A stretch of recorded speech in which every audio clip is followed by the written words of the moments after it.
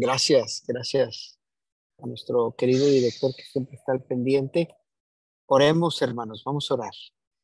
Padre Celestial, te damos las gracias por permitirnos estar aquí. Vemos tu grandeza y sentimos tu presencia cada vez que nos acercamos al meditar en ti y en tu palabra. Permítenos siempre de tu presencia para poder caminar delante de ti con la certeza de que tú te estás siguiendo revelando en nuestras vidas y en nuestra fe. Gracias, Padre. En el nombre de Jesús, intercedemos también por un mundo que está escaso, Señor nuestro, de comprenderte a través de la fe, pero intercedemos por ellos para que también su salvación sea posible. En Cristo Jesús lo pedimos. Amén. Muy bien, hermanos, pues adelante.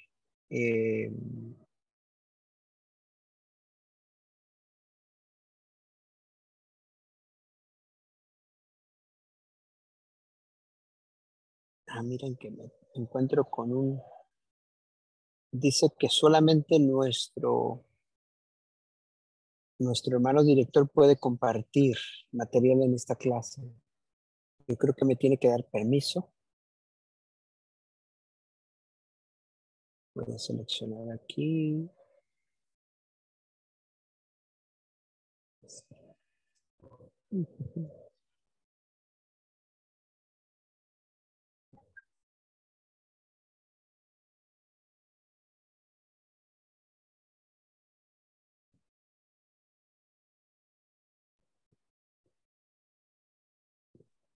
Hermano, pruebe nuevamente si ya puede compartir. Saludos de paz, bendiciones. Ok. Gracias, hermano. Muy bien, ya puedo. Gracias. Muy bien. Entonces, comenzamos, hermanos. Lo que estábamos repasando, queridos hermanos, el día de ayer es el contenido de la revelación, ¿verdad? Es ahí donde nos quedamos, cómo se manifiesta la verdad de Dios en Cristo. Sabemos quién es Dios, Padre que nos crea y nos ama como hijos, Hijo Palabra que llama e invita a la comunión de una vida, ¿verdad? En la representación del Padre, del Hijo y el dinamismo del Espíritu Santo, ¿verdad? Explicamos eso el día de ayer y nos da a conocer la verdad del ser humano, llamado y elegido por Dios de la creación para ser su hijo adoptivo, redimido por el sacrificio redentor de Cristo, asistido con la gracia del Espíritu Santo, que camina hacia la salvación eterna, ¿verdad? Ahí nos quedamos el día de ayer y volvemos a destacar la importancia de Jesucristo como el agente principal que hace todo esto posible en el tema de la revelación, ¿verdad? Muy bien. Entonces, y vamos a entrar, hermanos, al tema de la revelación, diálogo entre amigos. Um, ¿por qué, por qué, ¿Por qué podemos entenderlo así? Bueno, Dios, al revelarse, reconoce al hombre como un ser con capacidad para escucharle, recibirle o acogerle y responderle, ¿verdad? Esas son acciones muy importantes que tenemos de Dios. Yo alguna vez escuché y pude entender la expresión de que Dios es todo un caballero. Él es todo un caballero. Él, él al momento de acercarse, eh, hace posible que estas cosas eh, puedan suceder, pero por completa caballerosidad de él. Entonces, um, se da un diálogo, hermanos, entre amigos. De hecho, el texto bíblico que tenemos en Apocalipsis, que Él está a la puerta y llama, ¿verdad? Toca la puerta. Dice, quien abre, ¿verdad? Y lo invita, ¿verdad? Él decidirá pasar y cenar con Él. Una acción o un simbolismo grandísimo que tenemos en los evangelios, para comprender la acción salvadora de Dios, porque lo que Él hace es, primeramente toca, no fuerza su entrada. Ahí ponemos nuestra atención, ¿verdad? No es impulsada por un arrebato, sino es motivada por una acción de amor y salvífica, ¿verdad? Entonces esta declaración nos hace reconocer al hombre como un ser con capacidad para escucharle, acogerle y responderle. Entonces, la palabra causa de relación personal, eh, la entendemos, hermanos, como que son las palabras son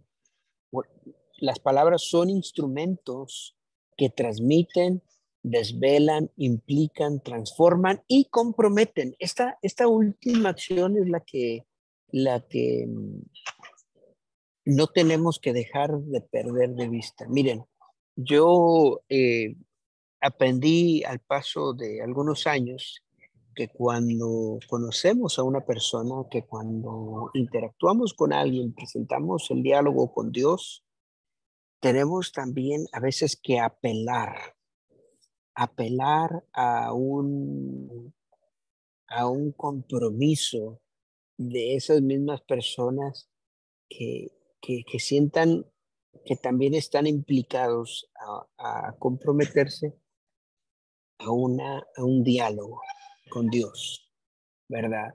Y muchas de las ocasiones cuando oramos por las personas, este es como un comentario pastoral, una aplicación pastoral. Eh, bueno, escuchamos la necesidad de la persona, pero hay que también escuchar, ¿verdad? Lo que Dios también le gustaría escuchar, que es el compromiso. Entonces, mediante su actualización, las personas se comunican y establecen diferentes tipos de relaciones. Entre todas ellas, la más profunda es la relación de amistad y de amor que se puede entablar, que se puede hacer, ¿verdad? En el diálogo de Dios con el hombre, los gestos y las palabras expresan la identidad única de esta revelación que se renueva permanentemente. Y es otra cosa que me gustaría subrayar. Cómo se renueva este diálogo de Dios con el hombre permanentemente. Entonces, son detalles, hermanos, que nosotros tenemos que considerar en la manera en cómo Dios viene a ser acto de presencia en la vida del ser humano. Muy bien. Entonces, voy a pasar a la siguiente. En este diálogo que se da, que se entabla, que se crea, que se da, que es consecuente a, ¿verdad? La palabra, tenemos que entenderla como un soporte de testimonio. ¿A qué me refiero con eso? Bueno, testigo de un acontecimiento es quien, habiendo visto y oído, reconoce haberlo presenciado. El testigo compromete su persona con lo que dice y solicita de quienes le escuchan su confianza, naturalmente. Confianza en su persona, confianza en sus palabras. ¿Alguien, por favor, que pueda citar su Biblia en Lucas, capítulo 10, verso 22, por favor? Y pueda abrir su micrófono y darle lectura.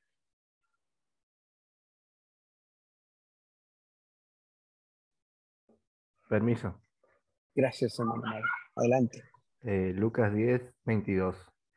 Mi Padre me ha entregado todas las cosas y nadie conoce al Hijo sino el Padre, ni nadie conoce al Padre sino el Hijo y aquel a quien el Hijo lo quiera revelar. Exactamente. Entonces, aquí se da el paso hacia el compromiso. ¿Cómo se compromete la persona hacia lo que dice? Habiendo sido testigo, visto y oído, reconoce haberlo presenciado, ¿verdad? Bueno, ¿a qué nos quiere hacer referencia todo esto? Es que en la cruz, Jesucristo manifiesta su forma suprema. ¿Quién es Dios? Por la resurrección, el Padre proclama su identificación con el Hijo. De estos hechos son constituidos testigos algunas personas que mediante la palabra van a ser enviados a congregar al nuevo pueblo de Dios, la iglesia. Y es lo que realizamos en la práctica nosotros, ¿verdad? Pero que todo parte de este planteamiento y de este razonamiento. Entonces somos distinguidos por este diálogo que se da entre amigos. Un caballero que se presenta ante nosotros para, eh, para esperar el compromiso también de nuestra parte, ¿verdad? O comprometerse. Muy bien. En este diálogo que se realiza, hermanos, tenemos que reconocer algo muy importante, que la palabra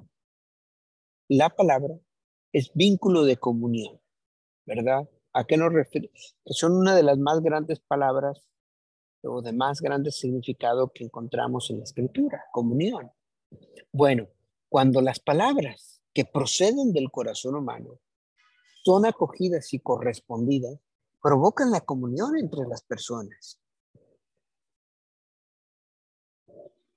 Yo me gustaría decir brevemente y enfáticamente que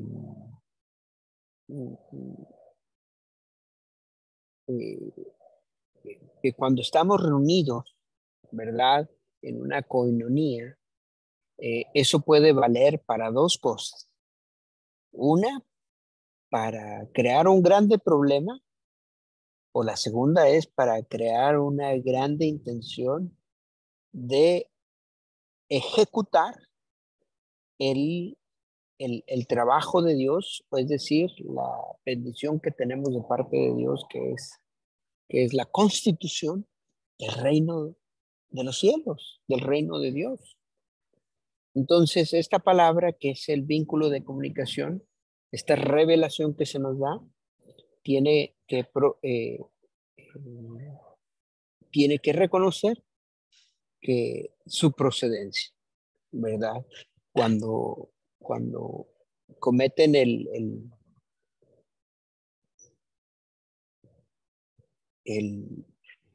propósito que se busca en el corazón del ser humano, de que sean acogidas y correspondidas. Va a producir entonces el efecto de la comunión verdadera entre las personas, ¿verdad? Y lo digo con mucho cuidado, lo digo con mucha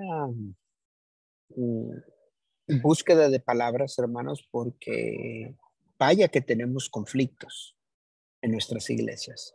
Vaya que experimentamos discusiones, diferentes puntos de vista, diferente participación entre las personas con quienes se reúnen y todo eso se vuelve todo un tema, vamos a decirlo así.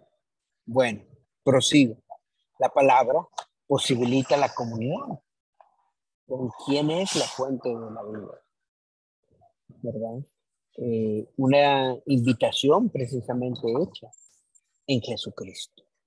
La palabra de Dios, palabra encarnada, la palabra, es decir, salvadora de Dios, es para el hombre y para todos los hombres, ¿verdad?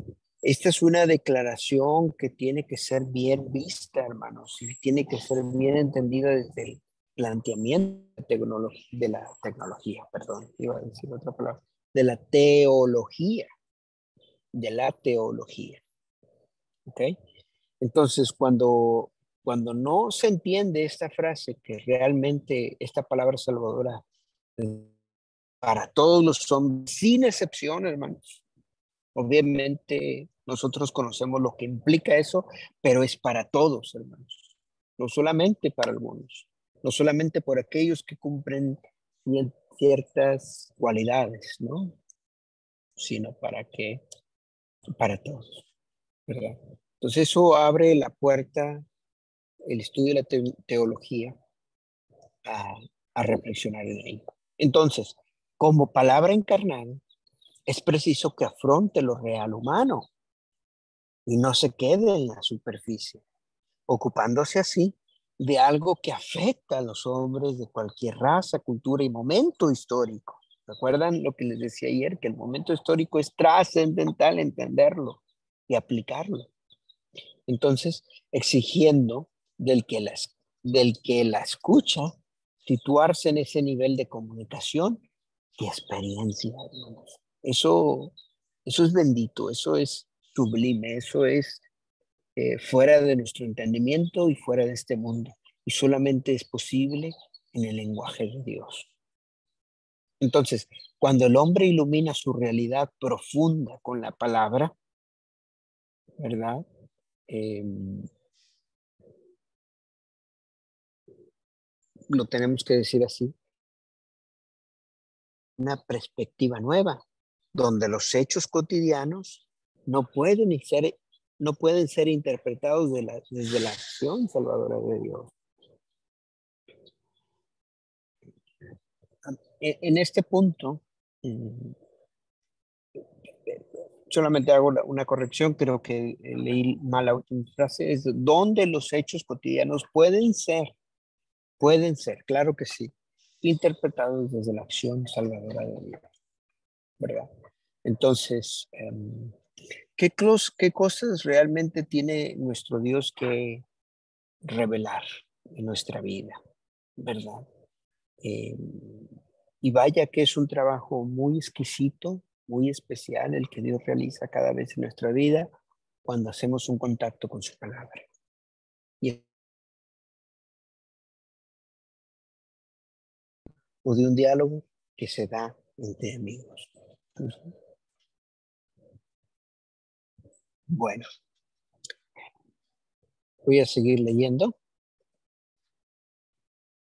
De hecho, voy a pedirle a alguno de sus hermanos que por favor nos pueda dar lectura a esta filmina y la vamos a comentar. Por favor, alguien que pueda abrir su micrófono y leerla para nosotros.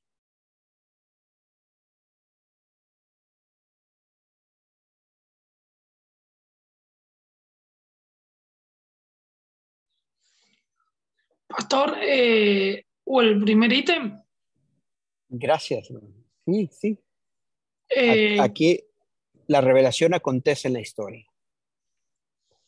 dice, el gran descubrimiento de Israel es que Dios se manifiesta en la historia de los hombres, hablando y actuando.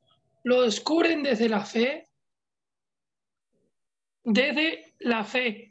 La historia tiene un sujeto activo, el ser humano que actúa para ir llenando el tiempo de acontecimientos que se suceden con una continuidad y un sentido. En ella, Dios actúa y se hace presente. Cuando afirmamos que la historia es historia de salvación, estamos diciendo que en la historia se descubre la acción de Dios, toda la historia lo es de salvación, aun cuando esta salvación esté oculta, y la salvación no se dará en plenitud en la historia. ¿Ok? Muy bien. Entonces vamos a conversar respecto a esto. Gracias, hermano. Muy bien. Entonces, siempre tenemos que partir, hermanos. Nos guste o no, tenemos que partir de la declaración de cómo Israel eh, entendió a Dios y dialogó con Dios y pudo expresar su, su, su identidad, vamos a decirlo así. Entonces, ¿se considera como un descubrimiento? Claro que sí. Dios se ha manifestado en la historia, grandes eventos lo narran así en su palabra, pero esta manifestación siempre se ha dado hablando y actuando. Entonces, eh, eh, la gran aportación que nosotros podemos considerar en este campo o en este ámbito es que todo se da desde la fe, ¿verdad? Que es el ingrediente perfecto para entender esta revelación. Sin ella, ya hemos explicado anteriores ocasiones, no es posible. Entonces, acogemos, aceptamos, le damos la bienvenida a este descubrimiento que hace este pueblo en particular y esta manifestación o revelación. Cuando lo entendemos así, podemos entender una vez más la participación que tiene la historia en todo esto. El ser humano, primordialmente, que actúa para ir, como lo dice nuestro texto, llenando el tiempo de acontecimientos que suceden con una continuidad y un sentido, un propósito. Y en ella Dios actúa y se hace presente. De hecho, a Dios le encanta. Ese es su método. Ese es aunque muchos pudiésemos tener una idea diferente, se pudiera entender, pero Dios espera también la acción del ser humano. Espera la respuesta del ser humano. El ser humano no está respondiendo como él espera, aún así, ¿verdad? Tiene que esperar la respuesta del ser humano. Y eso implica mucho. Y ese es un tema grande, ¿verdad? Pero yo lo quiero dejar ahí, con esos límites, para solamente reflexionar en ello. Entonces terminamos cuando dice que cuando afirmamos que la historia es historia de salvación, estamos solamente confirmando que en la historia se descubre la acción de Dios, claro que sí, está siempre latente, siempre presente, siempre ejecutándose, a pesar de la respuesta del ser humano, y toda la historia lo es, de salvación, aun cuando esta salvación esté oculta, es misteriosa o esté en un proceso. La salvación entonces no se dará en plenitud en la historia, porque conocemos su desenlace. Y la misma palabra nos revela cuál es su desenlace, cuál es su término, cuál es su última experiencia. Y eso siempre hay que tener en cuenta. Entonces la revelación acontece en la historia, ¿verdad? Tenemos que nosotros conocer esa afirmación. La palabra y los hechos. Es decir, en la revelación cristiana, como lo hemos entendido, la palabra va unida a las intervenciones de Dios en la historia de la salvación, que siempre han sido pincelazos. Me encanta ese término. Una vez lo leí de un autor, ¿verdad?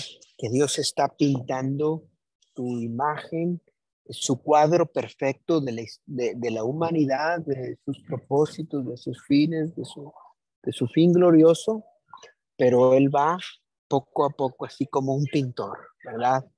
Dando pincelazos que van componiendo esa imagen, esa escultura de imagen perfecta. Estas actuaciones divinas hacen eficaz y constable el mensaje que proclama la palabra, al tiempo que la palabra interpreta, esclarece y profundiza el sentido que encierran los acontecimientos. Muchos de ustedes en este primer año de interacción en los estudios de la palabra de Dios, en la teología y todo lo que ello conlleva, ¿verdad? Hemos de entender, ¿verdad? Que Dios mismo, aunque se revela misteriosamente, él mismo esclarece ese misterio en la persona de Jesús, ¿verdad? Y profundizar en ese sentido que encierran todos los acontecimientos que tenemos en la revelación por medio de la palabra. Bueno, eso es hacer entonces la tarea de la teología. ¿Okay? Entonces, cuando la palabra precede a los hechos, toma la forma de, hemos de escucharlo así en muchas ocasiones, profecía, que la profecía, fíjense bien, háganlo como un apunte porque se hace un debate muy rico y muy, lo puedo hacer así, muy sabroso. La profecía no se encarga simple y meramente de predecir el futuro. No creo que sea su objetivo primordial. Por eso vale la pena estudiar, y cuando se ven las diferentes escrituras del Antiguo Testamento, quizá en teología del Antiguo Testamento, uno puede darse cuenta que la profecía, más que todo, su propósito es anunciar la salvación, hermanos, la salvación. Entonces hacemos apunte y subrayamos. También, cuando la palabra procede de los hechos, toma la forma de mandato, que ordena una actuación, ¿verdad? No ordena una regulación, ¿verdad? No ordena algo que simplemente demanda, sino que ordena más que todo una actuación. Y bueno, la tercera que vemos aquí es exhortación, que llama a la conversión, ¿verdad? Y esto es muy diferente al lenguaje simplemente humano. Por ejemplo, nosotros, hermanos, cuando corregimos a alguien o cuando esperamos que otra persona entienda lo que yo entiendo, bueno, se dan muchos procesos que no son en todas las ocasiones afines a la palabra. Más la palabra nos enseña un método más correcto e idóneo, que es el proceso de la exhortación, donde cual apelamos a una conversión, a un cambio de mentalidad y de pensamiento. Y eso es más bueno que simplemente de una persona, ¿verdad? Se entienden en sus dimensiones. Bueno, por favor, otro hermano que pueda abrir su micrófono y ayudarme a leer esta filmina, por favor. De los que estamos aquí, como yo ya no los estoy viendo, yo estoy ahorita en otra pantalla, a lo mejor si alguien estuviese disponible, por favor abra su micrófono y ayúdenos a leer.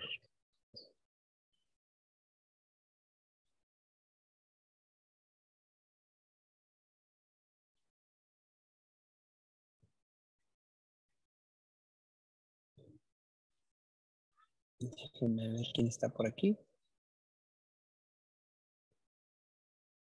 Bueno, yo voy a seguir leyendo entonces. Oh, ¿quién está? Mi hermano Mario. ¿Le gustaría leer, por favor, esta presentación? Déjeme, esta filmina. Déjenme la reproduzco otra vez. Solamente quería hacer, cerciorar que estuvieran, que yo tuviera conexión.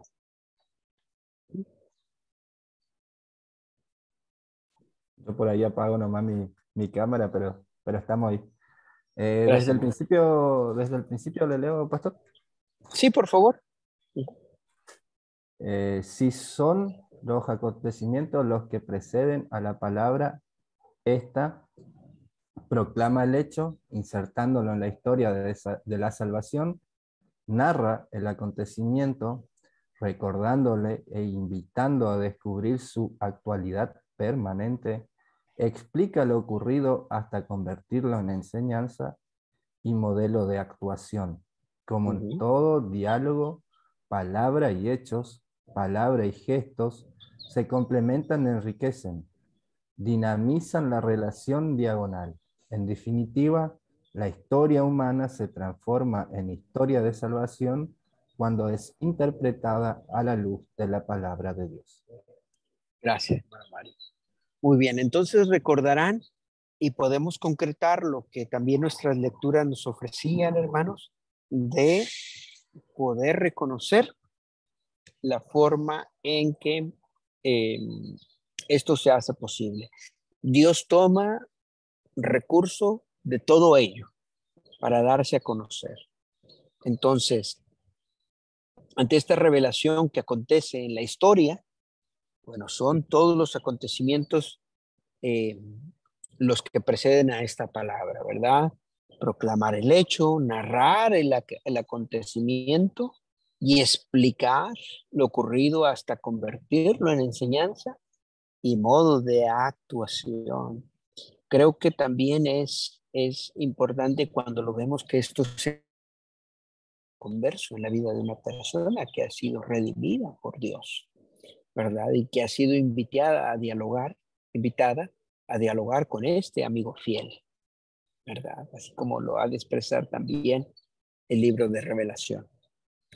Entonces, como en todo diálogo, palabra y hechos, termina diciendo y concretándonos que estas palabras y gestos se complementan y enriquecen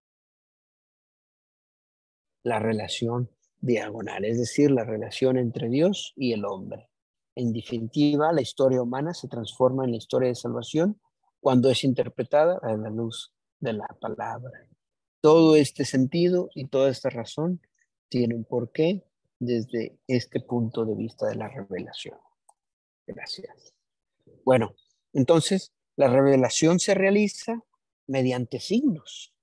Es ahí donde yo les invitaba a dar el siguiente paso que podemos dar cuando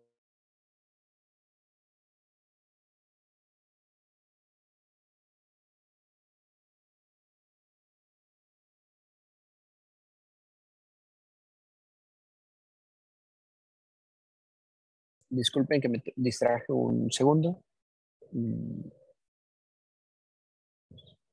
Cuando entendemos que después esta revelación se da en signos que tienen que ser interpretados. Bueno, ¿a qué nos referimos con eso? Dios quiere comunicarse con el hombre para salvarlo, ¿verdad? Lo hace por su palabra o por los hechos con los que interviene en la historia. La comunicación divina puede revestir dos formas diferentes de realización que se necesitan y complementan. La comunicación individual como experiencia interior, difícil de expresar, misteriosa, que no es para quien la recibe en exclusiva, sino que tiene una repercusión en favor de los demás. Esta comunicación gratuita debe de ser discernida en el seno del pueblo de Dios. Y es una experiencia grata, hermanos. Entonces también entendemos la comunicación exterior a través de acontecimientos, signos de Dios en los que su autor se refleja y se revela, ¿verdad? Todos estos recursos literarios que hemos de encontrar también en la palabra, hemos de saber, hermanos, que se apoyan uno al otro para poder evidenciar esta revelación. Entonces, hermanos, ese es el siguiente trabajo que tienen muchos de ustedes, ¿verdad? Y estoy seguro que ya lo hacen en la práctica, pero cuando se da en el ámbito académico, puede uno enterarse de más cosas para agregar más sentido a esta revelación. Entonces, la revelación se realiza mediante signos. La acción salvadora de Dios va a realizarse en el testimonio y la vida concreta de personas y comunidades. Esto es de ley, hermanos. Esto debe de ser así, porque solo es posible dentro del pueblo de Dios. Es decir, el signo de Dios, la vida concreta de un creyente o de una comunidad de creyentes afecta a lo profundo de la experiencia humana, a lo que consideramos como lo real. Por ello puede iluminar a otros creyentes que viven en circunstancias distintas por la similitud entre sus experiencias profundas. Todos los signos de Dios a lo largo de la historia convergen, ¿verdad? Se unen, se fusionan en Jesucristo, palabra definitiva de Dios, culmen o culminación de esta revelación o de la revelación. Entonces, hermanos, tenemos esta clara expresión de la cual un signo siempre se tiene que discernir, siempre se tiene que interpretar y revelar. Bueno, entonces la transmisión de esta revelación al servicio de la transmisión de la revelación acontecida en Cristo está la tradición. Y hay que hacer una pausa en esto, hermanos, porque la palabra tradición designa en general la acción de entregar o transmitir algo a alguien. Cuando hoy hablamos de tradición, pensamos normalmente en costumbres de antaño que se valoran por su antigüedad o se desechan por su falta de ajuste con el tiempo actual. Es una palabra que siempre hemos escuchado en un lenguaje religioso, pero aquí la tradición designa la acción de entregar o transmitir algo a alguien. Muy bien, entonces pulimos las formas, hermanos, en que transmitimos esta revelación. Por favor, tomen nota. Vamos a ir terminando para después hacer aplicaciones generales y preguntas. Entonces tenemos esta transmisión de la revelación y tenemos que mencionar una de ellas, ¿verdad? Que es la tradición apostólica, es decir, todo aquello que los apóstoles recibieron de Jesucristo y aprendieron por la acción del Espíritu Santo y ellos, a su vez, transmitieron mediante la predicación el testimonio de su vida y diversas instituciones. Es así como se manifestó, ¿verdad? Y se transmitió. Entonces, ella, hermanos, es origen y norma de toda la tradición posterior de la iglesia. Está integrada por palabras orales y escritas, formas de vida comunitaria y liturgia, modelos y estilos de vida cristiana, instituciones y tradiciones eclesiales. Bueno, ¿qué tenemos que decir? Que son parte viva de esta tradición también las enseñanzas de antiguos escritores que llamamos padres y doctores de la iglesia, las liturgias antiguas, la vida de los grandes santos, el arte cristiano, ciertas formas al servicio al prójimo y diversas manifestaciones del estilo de vivir.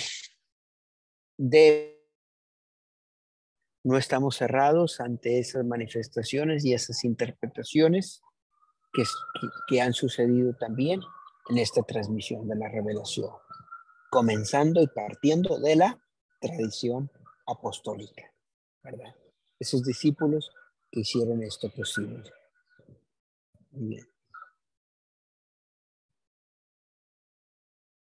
Bueno, permítame un segundo. Déjenme confirmar que nuestra...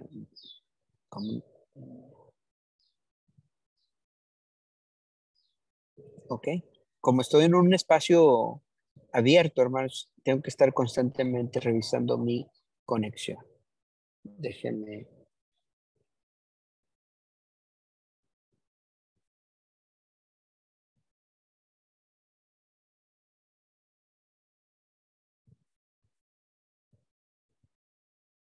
Muy bien. Entonces vamos a terminar con las últimas dos. Si los veo que están ahí conectados, gracias, hermanos.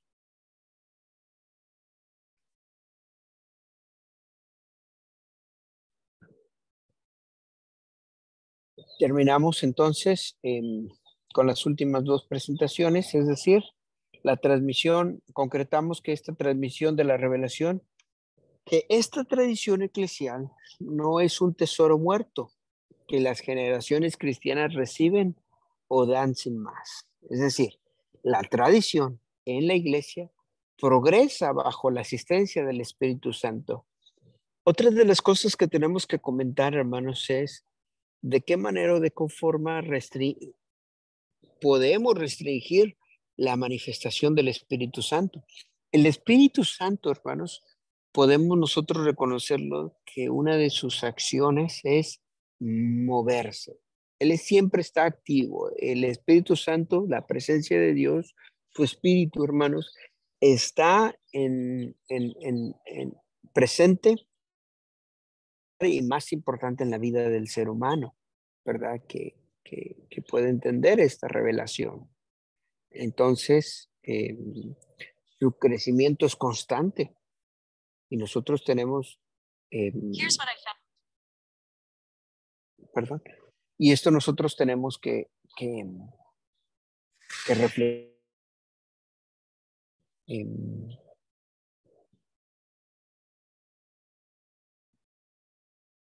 Es un tesoro vivo y siempre activo. Lo pudiéramos resumir así. Entonces la iglesia, hermanos, comprende con mayor profundidad todo lo que desde Jesús y los apóstoles han ido transmitiéndose en su seno. A ello han contribuido y contribuyen la meditación y reflexión de los creyentes, la inteligencia de la experiencia cristiana, también la predicación de sus pastores. ¿Ven cómo todo entra en un conjunto, en un juego que se da en conjunto? Bueno, pudiésemos nosotros entender que esta transmisión de la revelación llega hasta este punto, ¿verdad? Lo que en estas palabras, pues nosotros ya entendemos más en la práctica, ¿verdad? Que estamos más relacionados. Bueno, entonces contribuye además a este mayor conocimiento y expresión de la tradición, la implantación de la iglesia en tantos pueblos de tan diversas culturas. Tal implantación obliga a iglesias a investigar y a comprender más profundamente el misterio de Cristo y a expresarlo mejor en la celebración de esta liturgia y en la vida de la comunidad. Bueno, no debe de ser de nuestro desconocimiento. Yo por el año déjenme hacer uso de mi memoria, 2009, 2008, por ahí, hermanos. Wow, sí, ya tiene varios años, no tengo actualizado este dato que voy a decir, pero son más de 6,000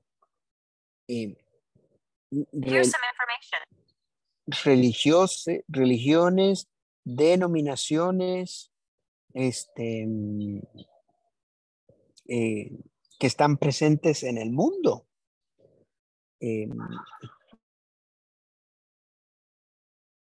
Asistir y tomar este dato de primera mano al encuentro mundial interreligioso, que son famosos porque dan datos muy interesantes de cómo está el mundo religioso actualmente. Entonces, si en ese entonces ya escuchábamos hablar más de 6,000 denominaciones, religiones presentes en el mundo, imagínense a cuántos estará el dato hoy en día, ¿verdad? Aunque también es desafiante los números de la porción que se está cerrando, ¿verdad? Y que no quiere creer en Dios. Y de los que llevan el protagonismo, los países de Europa. Bueno, entonces, esto es lo que podemos comentar en este aspecto. Y por último, hermanos, tenemos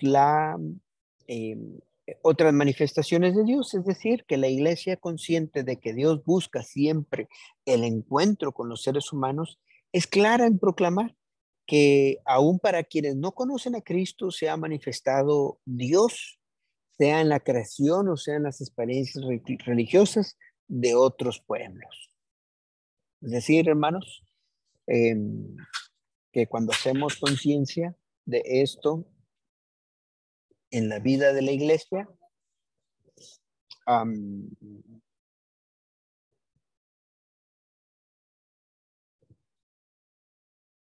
permítame un segundo, hermanos.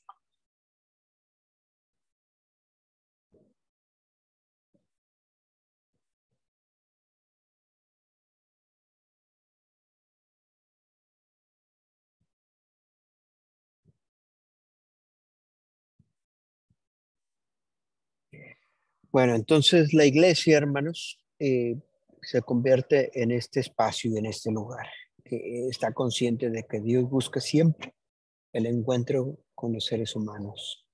Es clara su objetivo, su finalidad de proclamar que aunque para quienes no conocen a Cristo se ha manifestado a Dios, aún para ellos, hermanos. No, no es exclusivo de, de nosotros que ya hemos conocido, o em,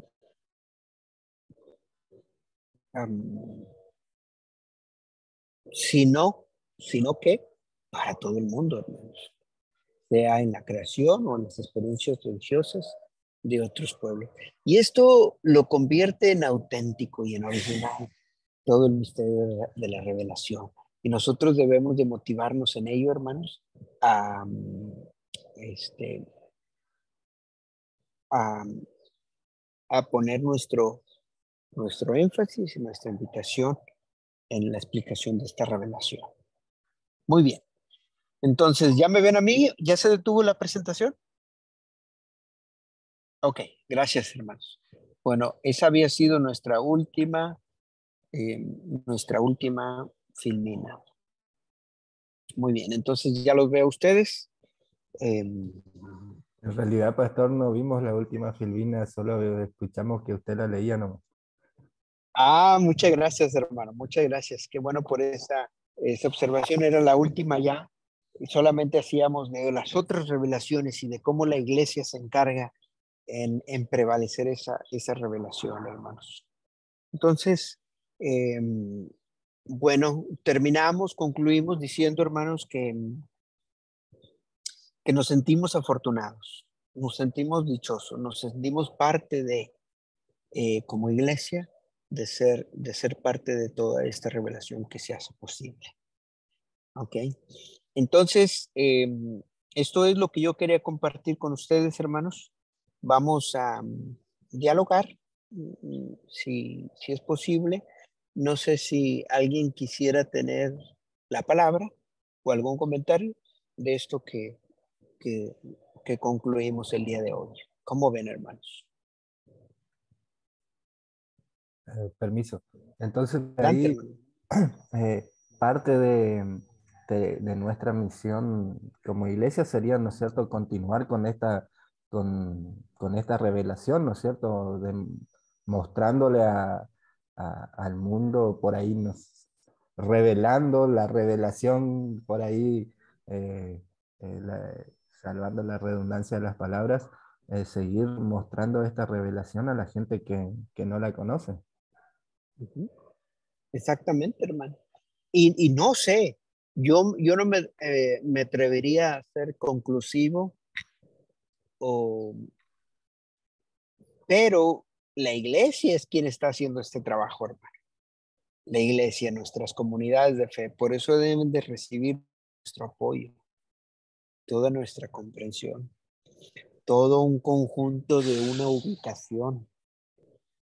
Situarnos y ubicarnos, hermanos, que sigue siendo la iglesia la promotora de esta revelación. Y por eso vale la pena luchar por la iglesia, por eso vale la pena ser parte de la iglesia, por eso es importante todo esto. Entonces, cuando alguien desea trabajar fuera de la iglesia, cuando alguien desea em, innovar fuera del círculo de la organización de la iglesia, eh, eh, es difícil es difícil entender sus motivaciones, pero por eso tenemos que resaltar que la iglesia es promotora de todo esto, primordialmente.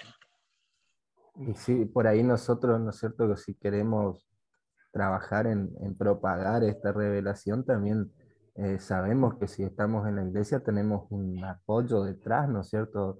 No vamos a ser los únicos o no vamos a estar solos por ahí en esa tarea. Siempre vamos a tener el apoyo de nuestros hermanos dentro de la iglesia, ¿no es cierto? Exactamente. Exactamente. De hecho, el sello de comprobación, el sello de autenticidad de esta revelación, se tiene que dar en la vida de la iglesia. Esto se tiene que manifestar en la iglesia. Cuando no se manifiesta en la iglesia, hermanos, es donde nos hacemos débiles. Y vaya que mucha parte del mundo nos señala y nos apunta primeramente de donde estamos, que son las iglesias promotoras a veces de discordia, hermano, de malas intenciones, de pleito, de contiendas, de falta de cristianismo, falta de santidad. Y a veces la iglesia se convierte en todo menos en reveladora de Cristo Jesús. Entonces, hay conciencia, hay una apertura de conciencia profunda de qué es lo que nuestra iglesia está eh, eh, proclamando en sí, ¿verdad? Y en general, no hablamos en lo particular, claro que no.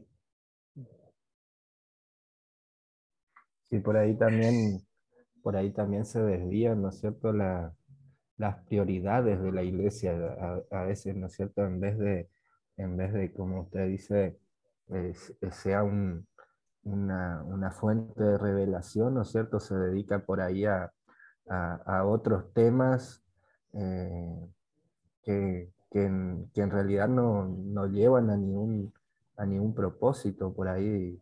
eh, Qué sé yo, no sé cómo explicarme ahora, pero eh, a veces se da más importancia a lo material de la iglesia que a lo espiritual, ¿no es cierto? Ujú. Y ahí estaría Correctamente. radicando el problema también, o cuando algunos hermanos tienen o tienen egos particulares y tratan y hay esas contiendas dentro de la iglesia, al final no termina llevando a ningún lugar, ¿no es cierto? Correcto, correcto. Ahora es algo, em, eh, de que es algo difícil, porque recuerdo la palabra que habíamos estudiado de tradición. A veces las tradiciones de los hombres nos hace que la vida de la iglesia se acople a una cultura. Y es ahí donde está el desafío, porque la iglesia no se tiene que acoplar a una cultura. Es la cultura que se tiene que acoplar al método y a la revelación de una iglesia. Entonces, ya hay iglesias, por ejemplo, ahora que a lo mejor no se vive tanto en Sudamérica, pero ustedes me dejarán saber. eh, bueno, yo crecí en una iglesia que cuando venían tradiciones eh, humanas, como por ejemplo el Halloween, se agarraban a hablar los predicadores constantemente a atacar y hablar en contra de esta tradición, ¿verdad? Y cuál es la sorpresa? Que hoy en día hay muchos grupos evangélicos y hay muchos grupos cristianos, hermanos, que utilizan estas tradiciones o estas culturas, ya para métodos de evangelismo. Prefieren tener, en vez de las personas que están pidiendo su dulce en las casas, prefieren hacer eventos eh, inclusivos dentro de las iglesias, disfrazándose, teniendo diversión, teniendo entretenimiento, ¿verdad? Pero donde las iglesias prefieren tenerlos ahí que con un sentido de pertenencia o de comunión en Dios, que en las calles, pero donde en sí el trasfondo sigue siendo que eh, eh, se aprovecha uno de las tradiciones del hombre. ¿Cuál es nuestra opinión? Bueno, puede variar. Obviamente yo soy de los primeros que cuestiono estas acciones. No hay necesidad. El Evangelio no tiene que echar recurso de estas cosas. Pero bueno, hay quienes lo entienden de otra manera y no es que lo respete, pero simplemente, eh, perdón, no es que no lo respete, pero es que simplemente no considero que sea parte de ello. Cositas así que pueden salir a comentar, y que el mundo evangélico vaya hermanos, que nos sorprende que ya ha entrado en una fase a una fase o una faceta de que prefiere de que prefieren tener al ser humano en sus iglesias, con sus tradiciones y sus costumbres, pero donde se desvirtualiza completamente el mensaje y el propósito que quiere Dios. Ya no, ya como que no importa la razón de tener a la persona, pero lo importante es tener a la persona en la iglesia, tener un número de personas en la iglesia y ya le buscan la vuelta de cualquier modo de atraer a la gente está bien. Uh-huh. Es correcto, hermanos, es correcto. Y vale la pena su comprensión, hermano, su detenimiento para estudiarlo, para analizarlo. Yo deseo que sus comunidades de fe, hermanos, donde ustedes han decidido depositar su fe, su confianza y su trabajo teológico, que pueda ser siempre un espacio abierto a la reflexión, abierto a la comprensión de la revelación de Dios, hermanos. Y como hablábamos ayer, yo ayer toqué muchos temas, de hecho nunca me había sentido tan en libertad de poder expresarlo como lo hice ayer. Entonces, guarden el dato, hermanos, si en algo pudiese ser de, de bendición para su vida y desafiarnos a una comprensión mayor. Ahora, impulsada por el Espíritu, que nadie restringe al Espíritu, hermano. Si el Espíritu desea moverse en una forma, de hecho, ustedes se darán cuenta de lo que menos hemos hablado en nuestra iglesia al paso de los años, hermanos, es del Espíritu Santo, porque le tenemos miedo, porque le tenemos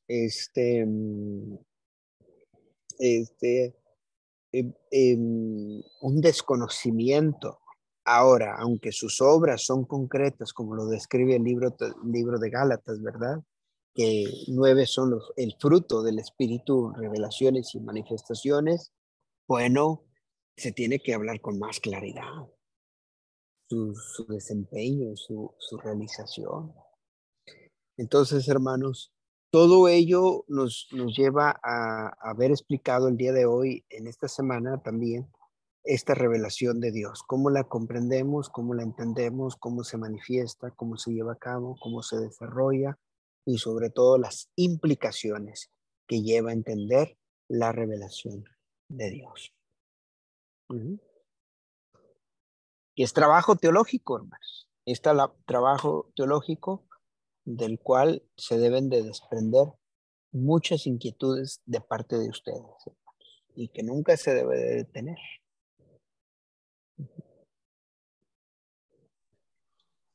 Muy bien, hermanos. Entonces, ¿cómo llegamos a esta semana? ¿Está el micrófono abierto? Está el micrófono abierto. Por favor, si alguien quiere comentar algo, mientras yo tanto busco nuestro material de cómo estamos terminando esta clase de teología, introducción a la teología. Pastor, una consultita por ahí, una opinión. ¿Sí? ¿Será posible que haya sido, yo acá cuando era chico y me crié en la iglesia, ¿no es cierto? Desde chiquito fui a la iglesia. eh, Teníamos de chico nos enseñaban, ¿no? O sea, que teníamos que tenerle temor a Dios. Nosotros crecimos por ahí con esa mentalidad de tenerle miedo a Dios, cuando en realidad sabemos hoy por ahí cambió mucho la perspectiva que uno tiene, pero sabemos que Dios es amor, ¿no es cierto? Y que siempre va a estar más predispuesto a la misericordia que, que a otra cosa, ¿no es cierto? Pero nos criamos con eso. Inclusive me acuerdo cuando era chiquito, los sermones de los pastores o de las personas que traían los sermones en la iglesia siempre eran como de castigo, ¿no es cierto? De hablar de retarle a la gente. Cuanto más el predicador retaba y más malo te miraba, mejor era el sermón en ese momento, ¿no es cierto? Y por ahí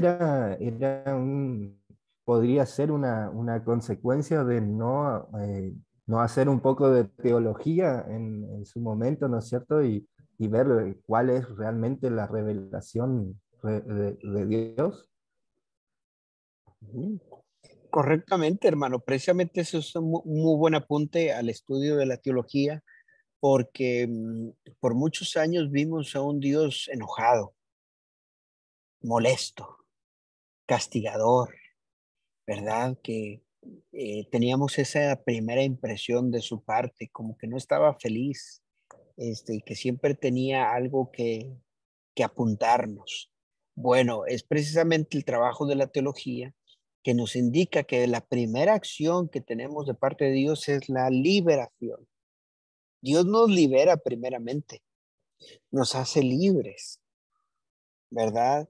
Tenemos libertad en Cristo. Muchas veces esta frase la aplicamos mal porque la llevamos a sus extremos y decimos, bueno, es que estamos dando ya la libertad al libertinaje. No, claro que no, claro que no. Nosotros tenemos primeramente la liberación de Cristo. Lo que busca primeramente Cristo es liberarnos, aún y de nuestros propios temores y malas concepciones que tenemos de Dios, ¿verdad? Si Dios estuviera realmente fastidiado del mundo, enojado del mundo, desesperado del mundo, estuviera ya, este, que no quisiera saber nada del mundo, bueno, pues Él tiene toda la autoridad de, de ejercer su palabra, ¿verdad? Definitivamente, y traer a una culminación todo ello. Pero vemos a un Dios todavía activo, progresando, desarrollándose y sobre todo liberando,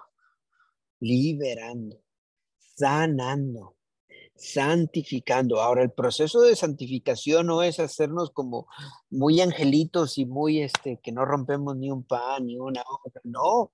El proceso de santificación es la justificación, reconocer que hemos sido llamados a una redención.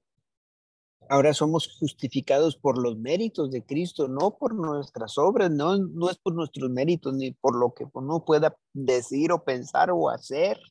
Claro que no, sino que ahora somos instruidos en una liberación por una revelación que eso nos da por medio de Cristo y que siempre está activo y que sigue trabajando por su Espíritu Santo. Muy buen apunte, hermano Mario, y, vale la pena tomar de una historia eh, bíblica para dar aporte a ello. Tengo varias, le voy a hacer llegar en lo personal, en lo privado, una de ellas, para que pueda hacer una estructura de este planteamiento, hermano. Muy buena observación. Gracias, hermano Mario. Ujú. Pastor, Sí, hermano Juan. tenía más que nada una duda, capaz que hace tiempo me viene dando vuelta en la cabeza y me gustó mucho, creo que hizo hincapié a la pregunta que yo tenía nuestro hermano Mario, cuando hablaba sobre que se nos enseñaba el temor y a veces como que eh, puede ser que sí, hacía falta capaz una perspectiva teológica a lo que era Dios, cómo se le veía, y con lo que ayer estábamos repasando, que usted decía sobre Josías, cuando era el reinado de él que encontraron en el libro, y no lo vieron capaz a Dios como un Dios rebelde, o sea, perdón, como un Dios que castiga la rebeldía, si no lo vieron como un Dios que ellos se podían acercar, que la misericordia les iba a alcanzar, así como Esdras y Nehemías, cuando el pueblo se largaba a llorar y ellos le dicen no lloren, porque no es, está bien, es un Dios justo que tiene sus límites, pero también es más que nada, sobre todas las cosas, un Dios amoroso y misericordioso. Verlo de esa perspectiva. Y teológicamente, no sé si llamarlo analogía o teología filosófica, cuando Salomón escribe y redacta lo que sería Cantar de los Cantares. Y dice, en uno de los textos, dice que mi amado metió su mano por la ventanilla y antes de eso le decía que le abra la puerta. Y ella, poniéndole excusa, le dice, ya me he lavado, ¿cómo me voy a ensuciar los pies de nuevo? Y no sé si voy por un lineamiento o si me voy capaz de un pensamiento capaz que yo puedo crear, pero lo vi como excusándose y como justificándose sobre, como estábamos hablando, domesticar la fe, querer domesticar el espíritu en nuestra vida. Y después que le pone excusas, dice que mete su mano por la ventanilla y la toca. Y cuando ella se levanta, dice que goteaba mirra. Y dice que su cabello estaba lleno de las gotas de la noche y goteaba mirra. Y cuando ella sale, ve que su amado no estaba más. El corazón de ella ya estaba conmovido. Y lo busca y no lo encuentra. Y haciéndole capaz un poco de simbolismo por arriba, capaz uno llega a esa perspectiva, así también es nuestra vida. A veces vemos que Cristo se acercó a nuestra vida, vemos cómo Él se acercó con esas gotas de representación de lo que serían todas las bendiciones que tenía, y capaz nosotros excusándonos o mismo también por tan domesticados que estamos, nos movemos cuando queremos, utilizamos lo que sería la fe, el don de Dios, porque tampoco es de nosotros, cuando queremos, cómo queremos.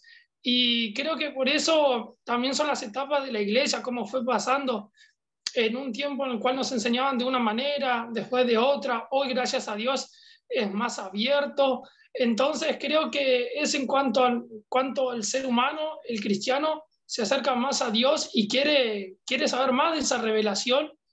Y es como lo que es nuestra vida, ¿no? Acercarnos a Cristo y saber más de Él. Por eso me llamó mucho la atención estos versículos de Cantares. No sé si sería como una analogía, porque es como el matrimonio y es como que nos empapa un poco de lo que sería el encanto y las cosas lindas que se puede decir mutuamente un matrimonio, ¿no? Pero también sobre las dificultades que también hay en un matrimonio, como el hacer, no hacer, el... Estábamos estudiando la clase de evangelismo explosivo y nos decía el profesor que se trataba de tres cosas: convencimiento, consentimiento y la última no me acuerdo, pero sé que las más importantes era esa, era convencimiento y también tener un consentimiento, o sea, dejarse también utilizar y, ¿por qué no también abrir la puerta, como decía el libro de Apocalipsis, abrir la puerta y dejar que entre, charlar, tener un diálogo más profundo, no nosotros crear el diálogo, sino escucharlo también. Creo que no sé si me equivoco, pastor. Claro que no, por supuesto que sí, Juan. Me encanta esta observación que haces y yo hasta me atrevería a invitarte que este sea tu trabajo final, que lo puedas poner en papel todo lo que nos acabas de decir y explayarte, expresarte un poco más, este, cómo entiendes esta revelación de parte de Dios. Me parece que pudiera ser por ahí, salvo que ya tengas otro personaje de los cuales yo les invité a que seleccionaran uno para que hablaran de una revelación de Dios, tú pudieras elegir esto, ¿verdad? Porque, porque se me hace un muy exquisito apunte, mi hermano. Lo que acabas de decir es precisamente cómo entendemos esa participación de Dios en nuestra vida y cómo hay que diferenciarla. Si es que nos valemos porque lo hace el libro de Cantar de los Cantares, se basa en este simbolismo, en esta unificación del hombre y la mujer, ¿verdad? Para que Dios se exprese, ¿verdad? En un lenguaje poético. Bueno, es esa la realidad que podemos trabajar. Entonces, buen apunte, hermano, por favor, este, considéralo para tu trabajo. Este, Y, y gracias por comentarlo, Juan. Me parece muy buen apunte. Gracias, gracias. Y estoy de acuerdo en lo que acabas de comentar. Ujú. Muy bien, hermanos. Muy bien. Bueno, me da gusto, hermanos, que hemos llegado este, a este momento. Yo les agradezco una vez más su tiempo, su espacio. Son las 6:30. Vamos a terminar nuestra clase. Todavía nos falta una semana por continuar. Ténganme paciencia, hermanos. Piensen en su personaje. Ya este fin de semana voy a resumir apuntes finales. Voy a acercarme a cada uno de ustedes con notas en lo particular, en lo personal, notas a cada uno de ustedes para que puedan afinar su trabajo final, para que puedan concretar su trabajo final de cómo es esta revelación, esta introducción a la teología, la puerta de entrada hacia la comprensión total que tenemos de Dios y hacia el movimiento que Él está haciendo en nuestras vidas. Entonces, esperen escuchar de mí durante estos próximos días, este fin de semana, para que la próxima semana podamos resumir, podamos ver últimos apuntes y resúmenes generales, y ustedes puedan estar enfocados a pensar y a trabajar en su personaje, o como ya también nos ilustró nuestro hermano Juan, en una comprensión bíblica, en una lectura bíblica, y hacer una comparación de cómo Dios se manifiesta, hermano, y cómo Dios intercede, interviene y se presenta ante el ser humano. ¿Ok? Bueno, entonces terminamos. Gracias, hermana Norma. Recibo su mensaje. Lo voy a revisar con detenimiento. Déjenme orar y terminamos nuestra grabación. Amén, hermanos. Amén. Gracias, hermanos.